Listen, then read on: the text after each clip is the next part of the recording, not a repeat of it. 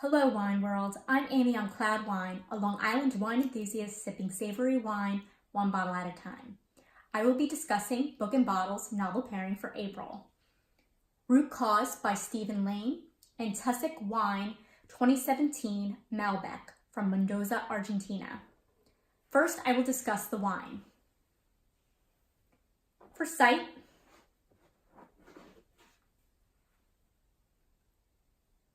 this wine is medium purple and is clear. For body,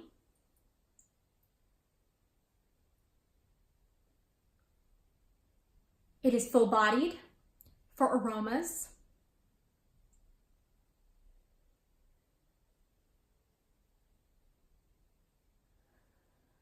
I smell plum, cranberry, and spices.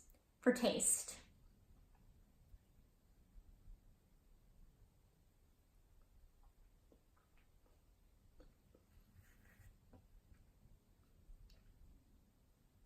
I taste spices as the predominant flavor, slight notes of cocoa, and plum. I would say this wine is dry and has medium minus acidity. I would also say the alcohol content is medium. It's roughly around 13%. A little bit more about this wine. It comes from Tulum Valley in San Juan, which is the location in Mendoza, Argentina. It is located 650 meters above sea level, and its soil is alluvial with clay and sandy loam textures. This wine is 100% Malbec and is aged in a French-American blend oak for 3 months. Next, I will discuss the novel, Root Cause by Stephen Lane. First, I will read the back. Can you imagine a world without wine? Corvina Guerrera is a flying winemaker who dreams of one day settling down in her native Italy on her family's vineyard.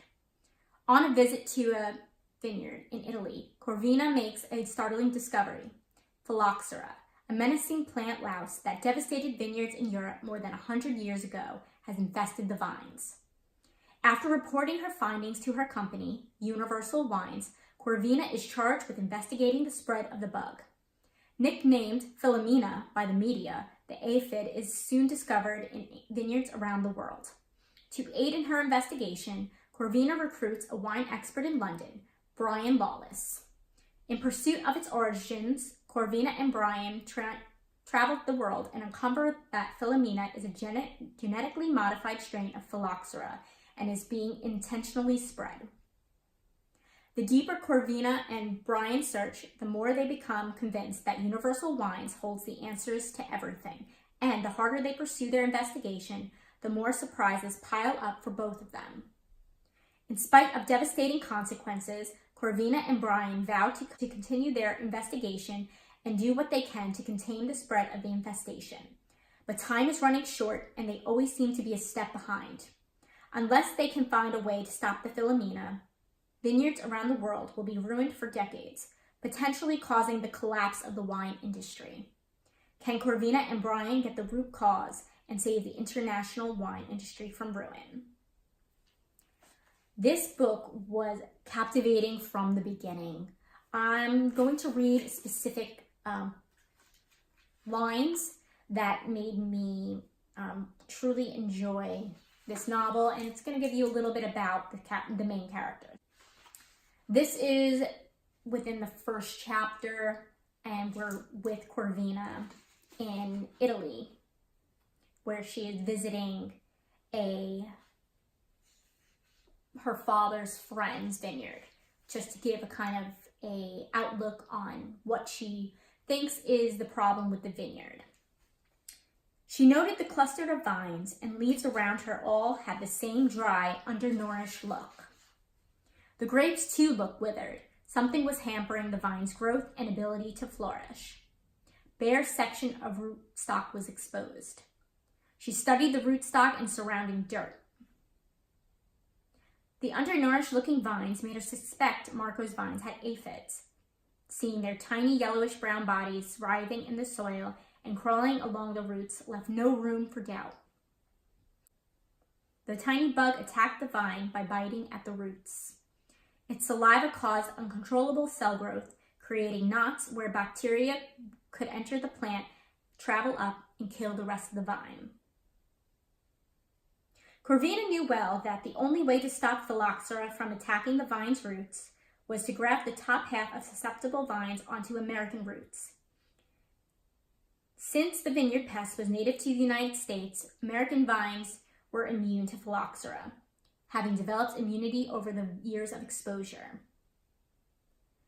"They're going to die, all of them," Corvina said. Phylloxera was a winemaker's worst nightmare. She stared out over the vineyard and shuddered to think how far the aphid may have traveled. In chapter 2, we get introduced to Brian Lawless. Brian knew this because 5 years ago, when he was only 27 years old, he had been poised to become the youngest master of wine. Had it not been determined, he'd been sleeping with one of the examiners. His indiscretion, of course, cast doubt over the veracity of the tasting element of his examination, leading to his expulsion from the institution with no chance of taking the examination over or ever becoming a master of wine. The institute and many of its members closed their doors to him. This chapter then goes on to say he's at a wine auction and he proves that there is a wine bottle on auction that is fake.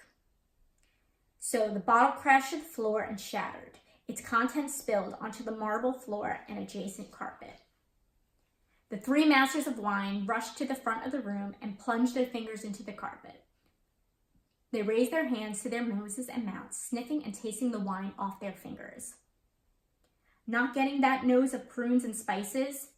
Leather on the palate?" Brian asked. Max grew more enraged as he continued to taste wine while glaring at Brian. "The wine is counterfeit," Max said, loud enough for the audience. The 3 masters of wine nodded in agreement. Many in the audience rose to their feet and began shouting. An uproar as earlier buyers came to the dreadful conclusion the wine that they just purchased could also be counterfeit. And that's how we find out Brian, he is a go-getter. He knows his knowledge of wine, and throughout the novel you can really tell he throws those facts at the readers, and I was quite impressed. Going to explain Corvina's role at Universal Wines. She's a flying winemaker. She travels around the world to visit vineyards to see how they're producing their wine and perhaps helping them in any way possible to improve the taste and quality of their wines that would benefit her company, Universal Wines. With the discovery at her father's friend's vineyard in Tuscany, Italy, of phylloxera, which then is changed to the name Philomena by the media by accident,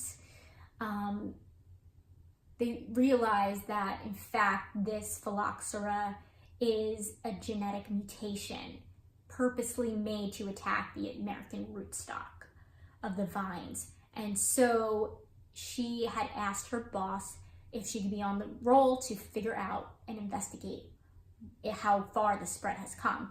And will this truly affect all the vineyards around the world if it gets out of control?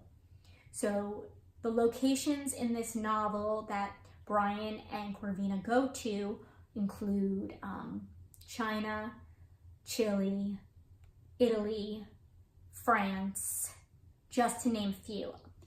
I found it very interesting how the reader is jumped from country to country over a few chapters. The introduction of specific characters that have to do with her company at Universal Wines versus who Brian and Corvina believe who is behind this. It's very intriguing. I highly recommend this book. I think Stephen Lane did a great job in character development. I felt as though he put a lot of thought into his characters, and they have such personalities where you feel like you can connect with them and you kind of want to know a little bit more about their backstory. I was lucky enough to have been given the opportunity to interview Stephen Lane with some questions, and he had written some answers back, and that is below this video in this blog post. I want to say that overall, I would rate this book 4 out of 5. It was very enjoyable. I enjoyed that it was wine related, it was action packed, it had some mystery, it had adventure. I learned along the way as well some of the facts that Brian Lawless and Corvina had said in their dialogue to others and to them amongst themselves. I rate this wine a 4 out of 5. I prefer bold red wines. I enjoyed the spices of this Malbec, and I felt it was very well balanced. I want to thank you for joining for this month's Book and Bottle novel pairing, and I hope you explore new wines. Cheers.